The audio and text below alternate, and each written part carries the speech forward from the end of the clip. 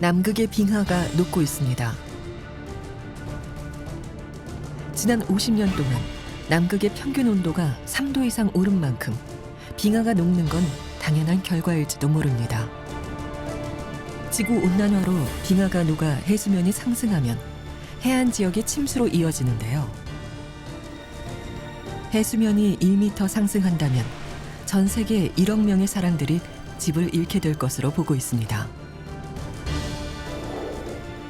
지구상의 누구도 그 어느 나라도 안전할 수 없는 지구온난화. 우리는 탄소 중립을 이루며 지구온난화를 막아낼 수 있을까요?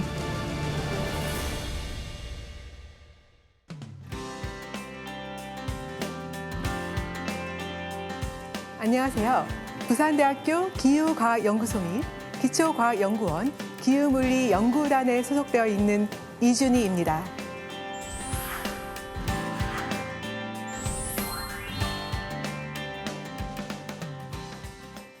지난 3년간 IPCC 6차 평가보고서 제1심의그룹 보고서에 총괄 주저자로 참여했고요. 현재는 종합보고서 핵심 저자로 참여하고 있습니다. IPCC 6차 평가보고서는 우리가 기후위기에 대응할 수 있는 기회창이 아직 열려 있지만 빠르게 닫히고 있다라는 것을 보여주고 있습니다. 지구온난화 심화에 따라 기록적인 폭염 및 가뭄이 지구촌 곳곳에서 발생하고 있으며 전 세계 인구 반이 이미 기후 요인 및 비기후 요인으로 인해 물 부족을 경험하고 있다라고 평가하고 있습니다. 그런데 이와 동시에 호우의 강도도 강해지고 있습니다.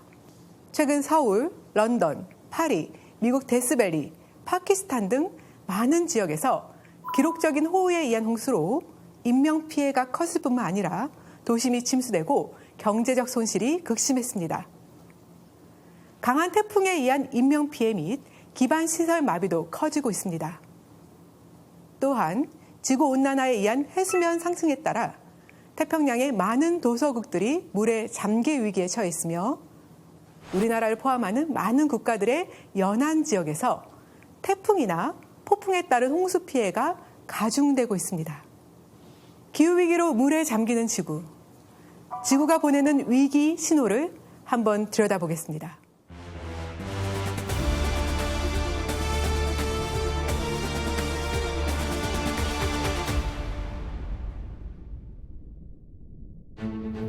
지난 8월 우리나라 중부지방과 일본 동북부 지역에 기록적인 호우가 내렸습니다. 이 비로 인명피해와 경제적 손실이 상당했는데요. 서울 일부 지역에선 시간당 141mm의 비가 내렸고요.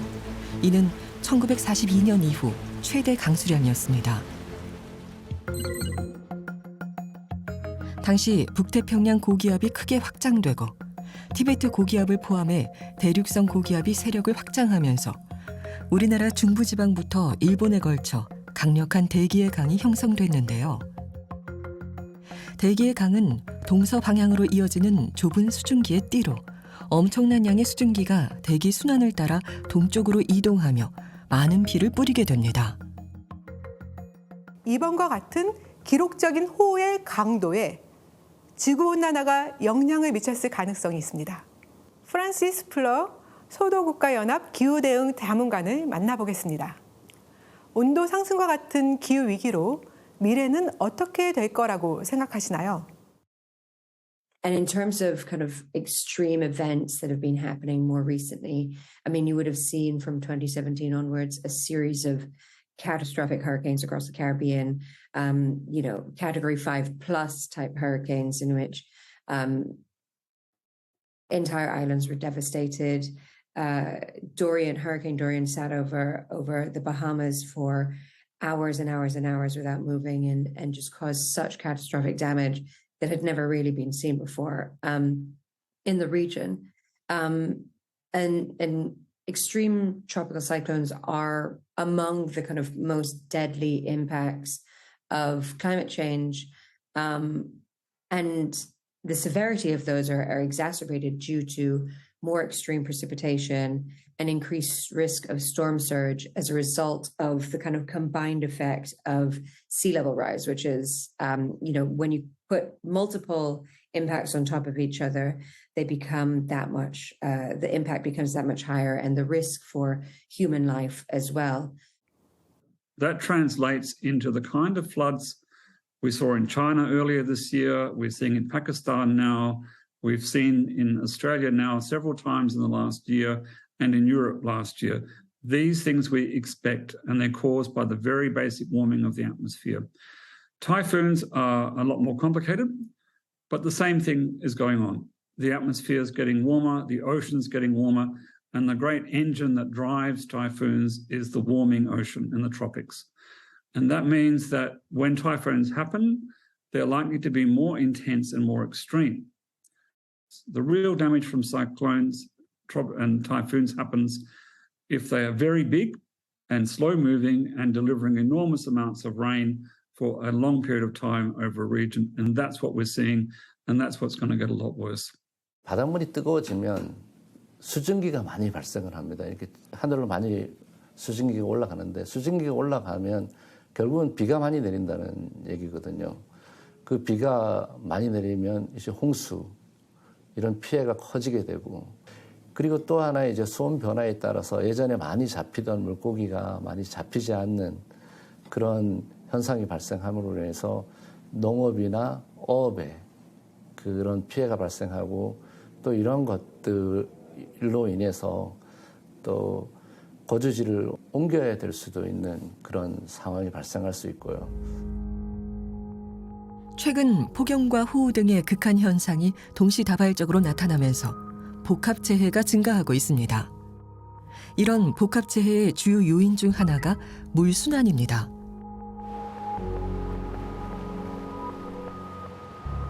해양에서 증발되는 수증기는 대기, 지면, 그리고 빈권을 아우르며 순환하는데요. 전 지구적으로 볼 때 지구 온난화가 1도 진행되면 증발량도 증가해 대기 중 수증기는 약 7% 증가합니다. 증가한 수증기가 모두 강수로 내리는 것은 아니지만 IPCC 보고서에 따르면 평균 강수량은 2에서 3% 증가하고, 이를 극한 호우는 5에서 8%, 1시간 이내 극한 호우는 4에서 20%까지도 증가할 가능성이 있다고 합니다. 지구 온난화에 따라 평균 강수량보다 더 크고 강하며 변동성이 큰 극한 강수량이 증가하게 될 것으로 예상하고요. 이처럼 기후로 인한 물순환이 자주 일어나게 되면 각 지역의 기후 변화가 더 강하게 자주 나타나고 기후로 인한 복합적인 재해로 이어지게 될 것입니다. My colleagues here at ICCP, they used our supercomputer to run a very high resolution future climate simulation, and they found that overall we can expect a smaller number of typhoons in the future, but the strong ones, they will become much stronger. So we can expect stronger winds and much more rainfall once they hit Korea. But we also have to see this in the perspective that we already have sea level rise, and also in the future sea level rise will continue. So once those typhoons come close to Taiwan, they also then will create ever larger storm surges, which then will also affect people living close to the coast. Say here in Busan, we live close to the ocean. So many more people will then be affected by those storm surges once a typhoon makes here landfall. Is we've got a very difficult future potentially to deal with, and how do we make that work if we don't show the levels of ambition that are necessary, either in terms of mitigation or adaptation. So sadly, I'm a realist. I think there is a reasonable opportunity that we face a very tough future. 충청북도 보은은 대추로 유명합니다. 보은 대추는 우리 토종 대추로 당도가 뛰어나 맛이 좋기로 유명한데요. 갈수록 대추 수확이 줄어들고 있는 것도 현실입니다. 농장 주인 김문기 씨는 이상 기온으로 갈수록 대추 농사가 어려워지고 있다고 하네요. 올해 좀 많이 힘들었어요. 이제 저희들이 이제 판단하고 느꼈을 때는 이 대추 꽃이 필 때가 이제 6월 중순하고 7월 초까지인데 그때 이제 그 장마가 오는데 해마다 오는 장마지만 엄청나게 그 일기가 안 좋았어요. 갑작스레 고온 다습해니까 꽃이 피다가 아예 그 뭐 삶아졌다 그러나 고온 다습한 습기에서 그리고 특히 또 꽃이 한참 필 때 야간 온도가 열대야가 너무 심해가지고 그 이상 기온으로 인해서 꽃이 다 떨어졌어요. 올해 특별히 그 일기가 안 좋아가지고 한 평년의 한 절반 정도 보면 될 것 같아요. 좀 흉작이라고 보면 돼요. 작년에 비해 수확량도 약 50%가 줄었습니다. 열매가 적게 열리면 크기라도 큰데 올해는 열매도 크지 않다네요. 장마와 태풍으로 해가 비친 날이 며칠 없었기 때문입니다. 5시간 이상은 햇빛이 와야 되는데 올해는 흐리고 비가 오고 계속 이른 바람에 햇빛 일조량이 적어가지고 특히 더 안 좋았어요. 몇 년에 한 번씩 이상 기온이 오긴 하지만 갈수록 그 주기가 빨라지는 것을 느낀다는데요. 해마다 기온이 자꾸 너무 편차가 심해가지고 우리 농사꾼들은 상당히 힘들어요. 왜 그러냐면 작년에 힘들었던 걸 대비를 하고 올해 하면 또 새로운 변수가 생기고 또 일기가 워낙 변화무쌍하니까 참 이 가면 갈수록 더 힘들 것 같아요. 기상 이 재해 대비를 해서 농사를 지려고 노력은 하는데 이게 참 농사가 나만 잘해서 되는 게 아니더라고요. 그래서 참 많이 힘들다는 걸 느끼고 있어요. 요즘 처실히. 전라남도 나주에서 18년째 배농사를 짓고 있는 농장 주인 김준 씨. 배농사의 베테랑인 그도 해마다 배 수확량이 줄어들어 어려움을 겪고 있습니다. 올해는 4월 달부터 해가지고 7월 달까지 거의 뭐 장마가 아니라 건장마가 온 거예요. 비가 거의 안 와서 생육 자체가 더뎌버렸죠. 건장마가 올 정도로 비가 많이 안 와버렸기 때문에 배가 생육하는데 어려움도 있고요. 사실은. 그리고 태풍이 8월 달 수확기 앞둬서 태풍이 와버리니까 농가들한테는 굉장히 힘들죠. 애로사항이 많죠. 다 큰 배가 와가지고 이렇게 떨쳐버리면 출하를 앞둔 상태이기 때문에 어려움이 많고요. 배농사는 꽃이 피는 만개기가 농사 시작을 알리는 시기인데요. 만개 시점으로 배를 딸 시기도 계산합니다. 만개기를 체크를 해보면 굉장히 빨라졌어요. 보통 나주 같은 경우는 4월 12일이 만개일이에요. 21년도에는 만개기 언제였냐면 3월 29일이에요. 벌써 차이가 엄청 많이 나버리잖아요. 3월 29일 날 만개가 돼버리면 수정을 한다 해도 그 다음날 서리가 와버리면 꽃 자체가 얼어가지고 고사가 돼버리거든요. 그러면 농가는 엄청나게 피해를 봐버리죠. 근데 그런 게 지금 한 2, 3년 계속 이어져 왔거든요. 그래서 지금은 지구온난화, 온도가 계속 상승을 하고 있기 때문에 재배하기가 조금 어려운 부분이 가장 이 농가들한테는 큰 숙제입니다. 사실은. 네. 나주는 땅이 비옥하고 일조량도 많아 배를 재배하기 좋은 조건인데요. 지구온난화가 지속된다면 나주에서 배 생산이 어려울 수도 있습니다. 심해지는 이상기후에 대응하는 새로운 농법이 필요한 때가 아닐까요?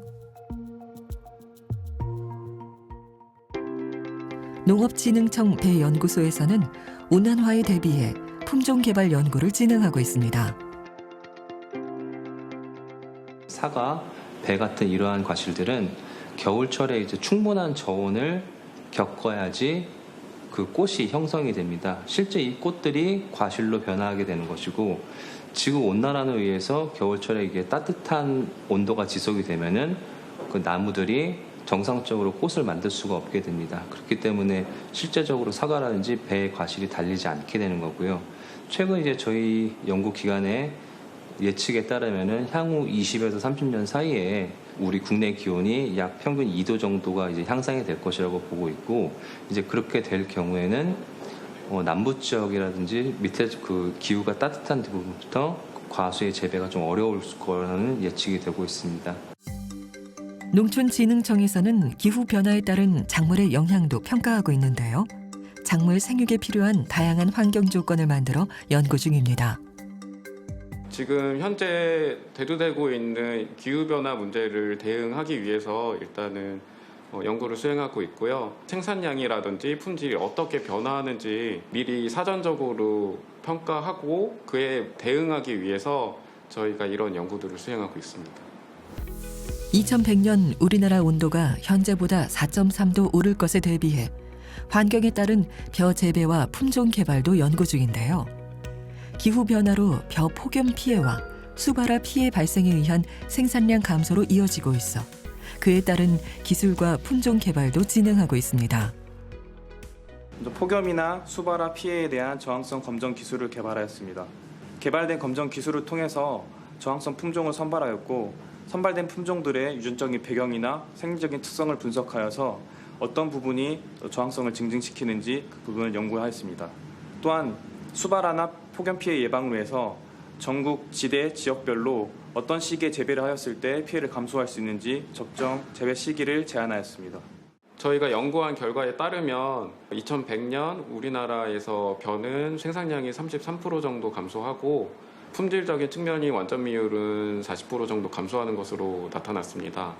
또 콩과 같은 경우에는 수량이 25% 감소하고 이소플라본과 백립준과 같은 품질적인 측면도 감소하는 경향이 있었습니다. 이와 같은 결과로 봤을 때 우리나라 미래에는 전체적으로 식량작물의 수확량이 감소될 것으로 예상됩니다. 따라서 기후변화에 적응할 수 있는 품종들을 개발하고 그에 맞는 재배법을 개발하고자 노력하고 있습니다. 1850년에서 1900년 평균과 비교해 2011년에서 2020년 평균 기온은 1.09도 상승했습니다. 2013년에 공개된 IPCC 5차 평가 보고서 제1심의그룹 보고서는 2003년에서 2012년 평균 기온 상승이 0.78도라고 평가했는데요. 지난 9년 동안 지구온난화가 0.31도 더 진행된 것입니다. 남태평양의 작은 섬나라 투발루의 경우 헬수면 상승으로 현재 만도대가 되면 수도 지역의 40%가 물에 잠긴다고 하는데요. 투발루는 왜 물에 잠기며 물에 잠긴 나라들이 투발루 외에 더 있을까요? From the perspective of small islands and really vulnerable countries across the world, the most recent IPCC reports were quite a terrifying read.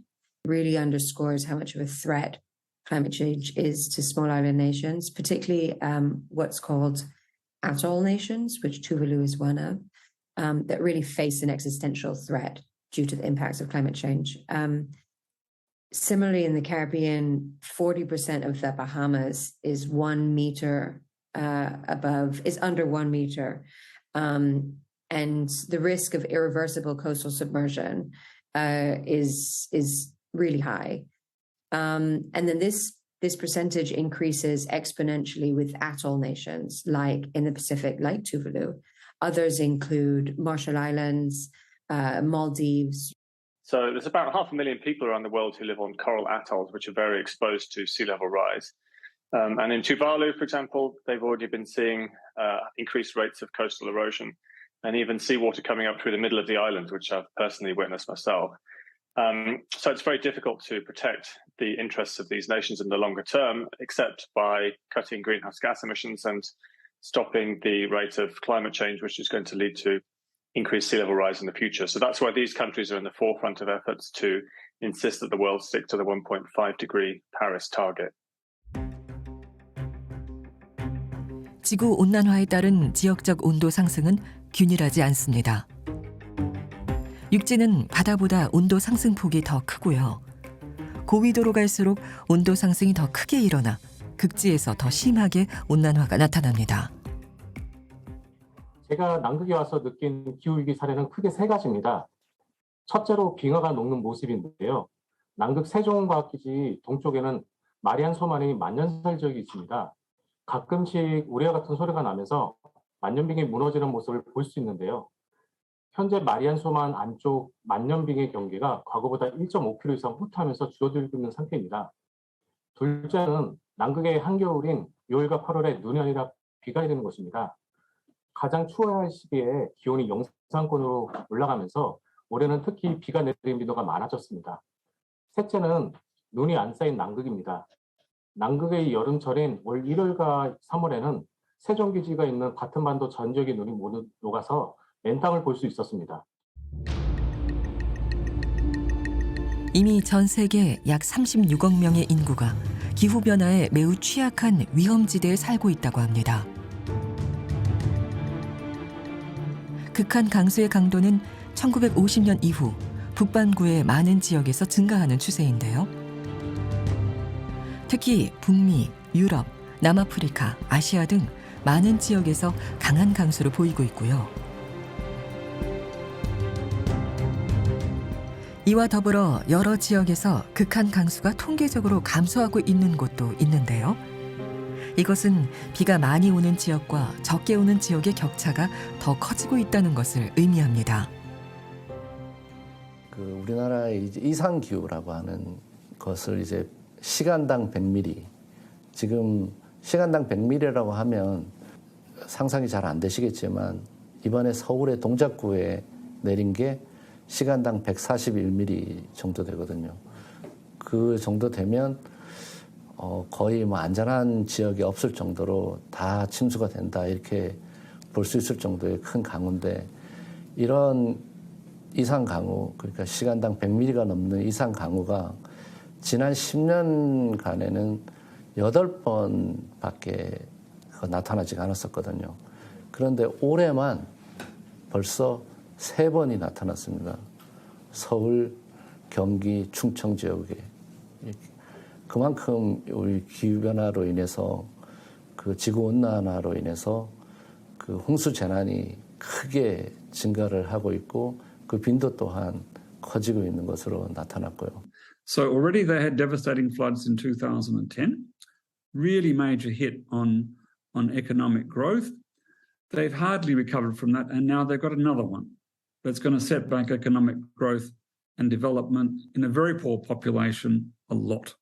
So countries like Pakistan will need help from countries like South Korea or Australia or the European Union to cope with what's going on. 이미 기후 시스템 전반에 걸쳐 변화가 진행 중입니다.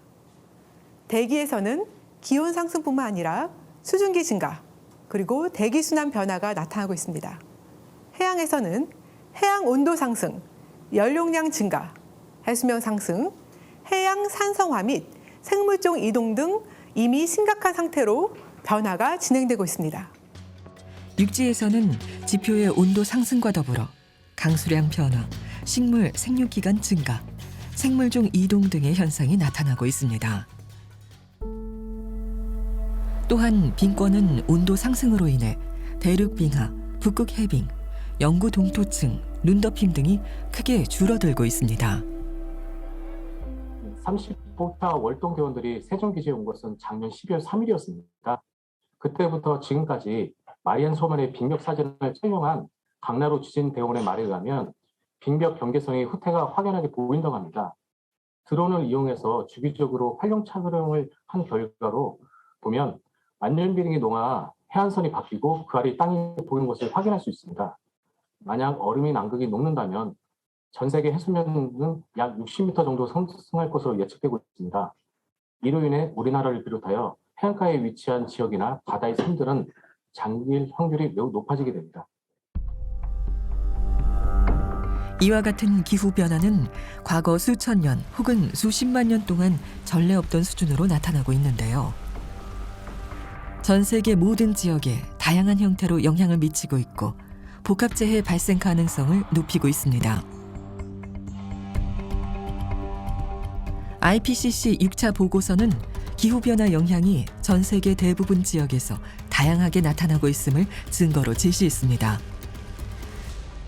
금년에 이제 여러 아마 기상재해를 많이 이렇게 경험하셨을 겁니다. 서울이 1907년부터 기상 관측을 시작했는데 115년 만에 1시간 강수량 또 하루 강수량으로 최고치를 이제 기록했죠.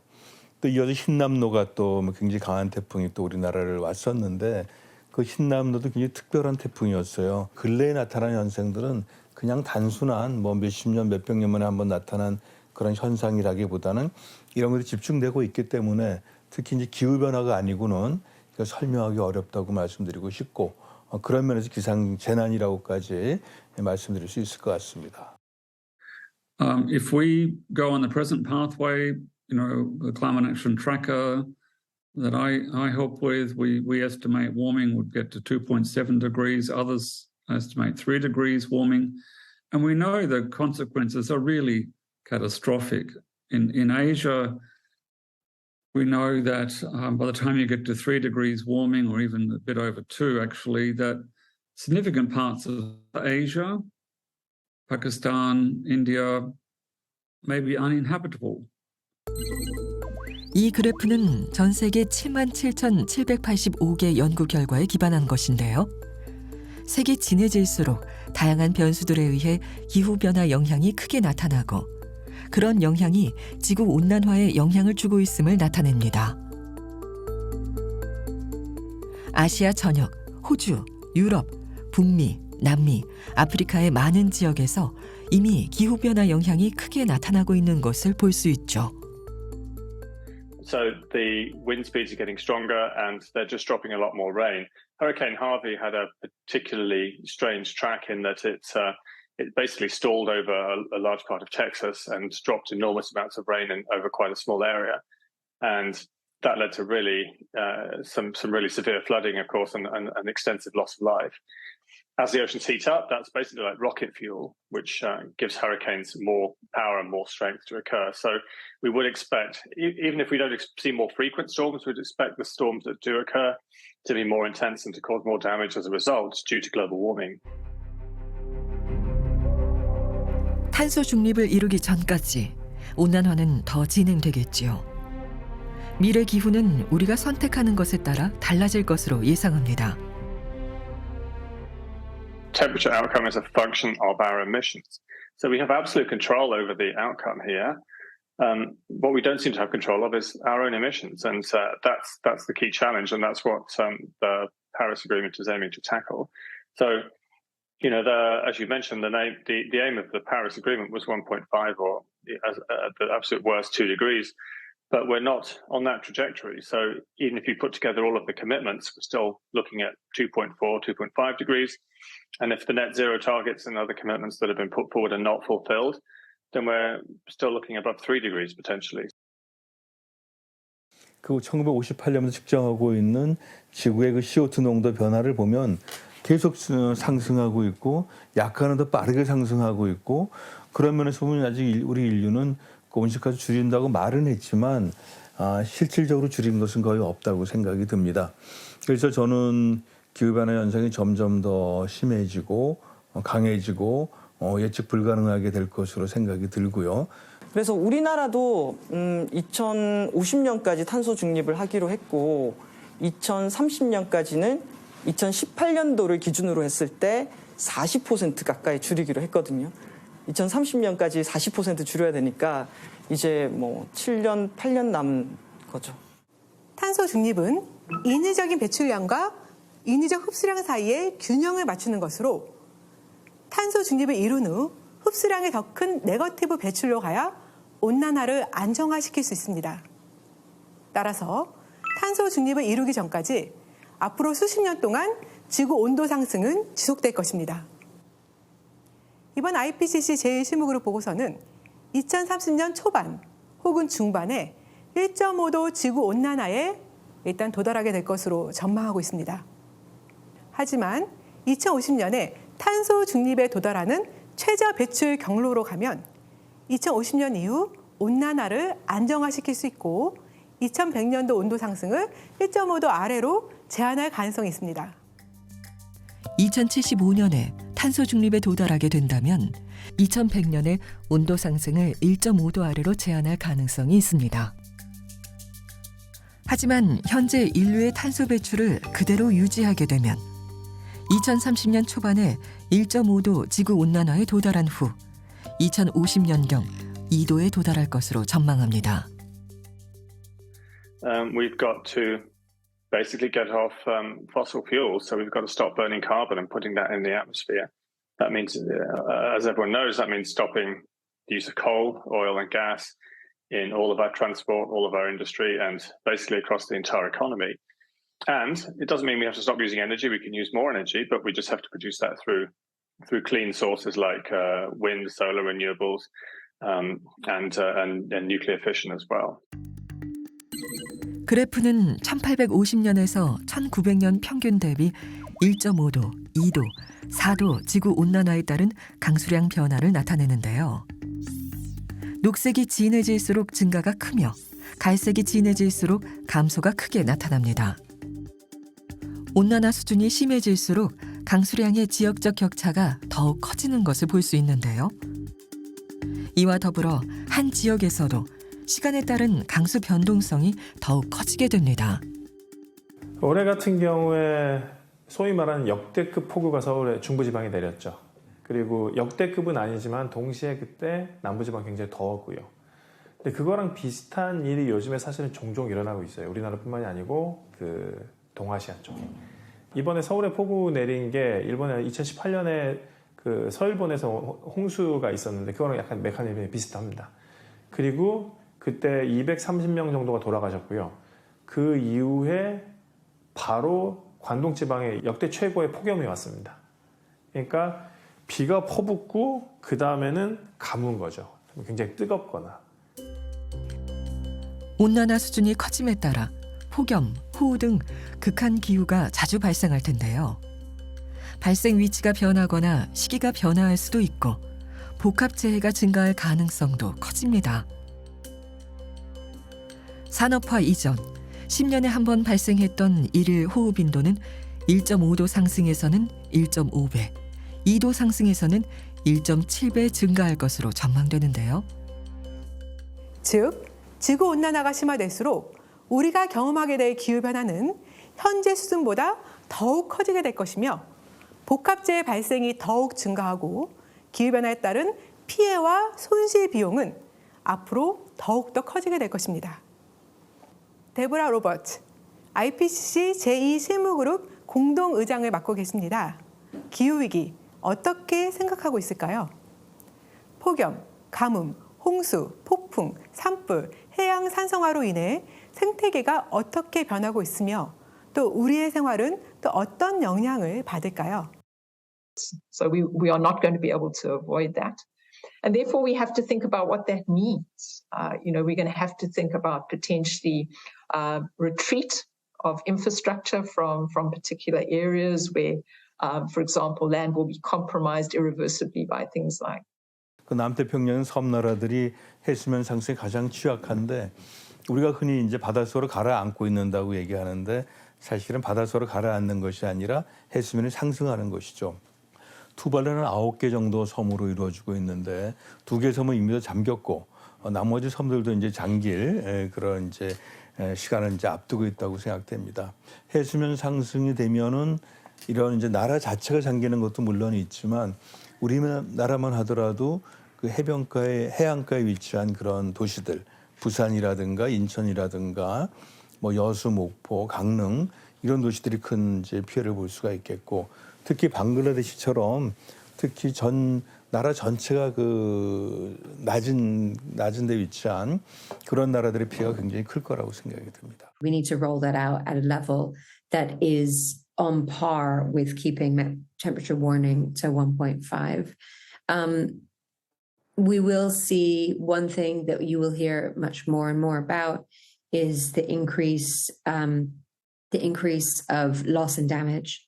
So that's loss and damage. These are things that are impacts that happen no matter what you have going on, no matter what type of resilience building that you embed, and no matter what type of mitigation that we're able to undertake, you will have an increased amount of loss and damage. And if we don't bend the emission curve, and close the emission gap of 2030, that will accelerate even further. 1990년에 공개된 IPCC 1차 평가 보고서에서 이미 인위적 온난화의 위험이 경고되었고 기후변화를 완화할 뿐만 아니라 적응해야 한다라고 평가했습니다. 2050년까지 탄소 중립을 달성하기 위해서는 2020년부터 이전에 대비 배출량을 5에서 7% 정도씩 줄여나가야 합니다. 그런데 2020년은 우리가 의도치 않았지만 코로나 팬데믹에 따른 사회 경제적 활동 위축으로 2019년 대비 배출량이 약 5.2% 감소했습니다. 하지만 2021년에 다시 크게 반등해 2020년 대비 6% 증가해 최고 배출 수치를 도달했습니다. 올해는 전쟁 및 복합재해 발생 증가에 따른 에너지 수급의 어려움으로 탄소 배출량이 작년보다 더 올라갈 가능성이 점쳐지고 있습니다. 현재 우리의 배출 경로는 2050년 탄소 중립에 도달할 수 있는 경로에서 크게 벗어나 있는 것입니다. 지구 온난화에 대한 경고음이 여기저기서 들려오고 있지만 IPCC 6차 평가 보고서는 기후 변화에 대응할 수 있는 기회의 창이 아직은 열려 있다고 내다봤습니다. 하지만 이 기회의 창이 빠르게 닫히고 있는 것도 현실입니다. We know from the IPCC that we're facing really serious issues with food security, with damage to human health and so on. So we know that if we don't limit warming, that we have some really very challenging, potentially catastrophic things that will happen with great certainty. So, on the other hand, we know from what the IPCC has said that if we can get emissions down half by 2030, zero by 2050, that we will limit warming to 1.5 degrees or close to it. So those two worlds are still open to us, and that's why the choice is in our hands. That window of opportunity is not going to be open for very long. As the Secretary General of the United Nations keeps saying, this window is closing and it's closing fast.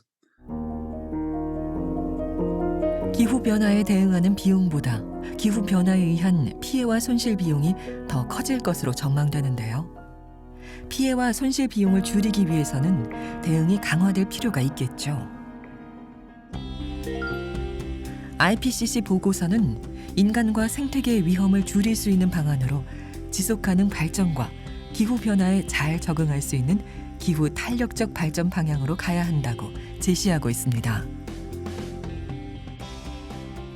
세계가 급변하는 시기에 있는 것 같아요. 정말 인간의 역사가 급변하는 시기. 우리가 기후위기 심각하다고 얘기했지만 배출량을 지속적으로 늘려왔고 그러면서 그 재난이 가속화된 사회에서 우리가 살고 있는데 이제는 그 한계점에 도달했기 때문에 우리의 배출량을 바닥까지 줄여야 되는 지금까지 해보지 않았던 숙제가 우리에게 다가왔는데요.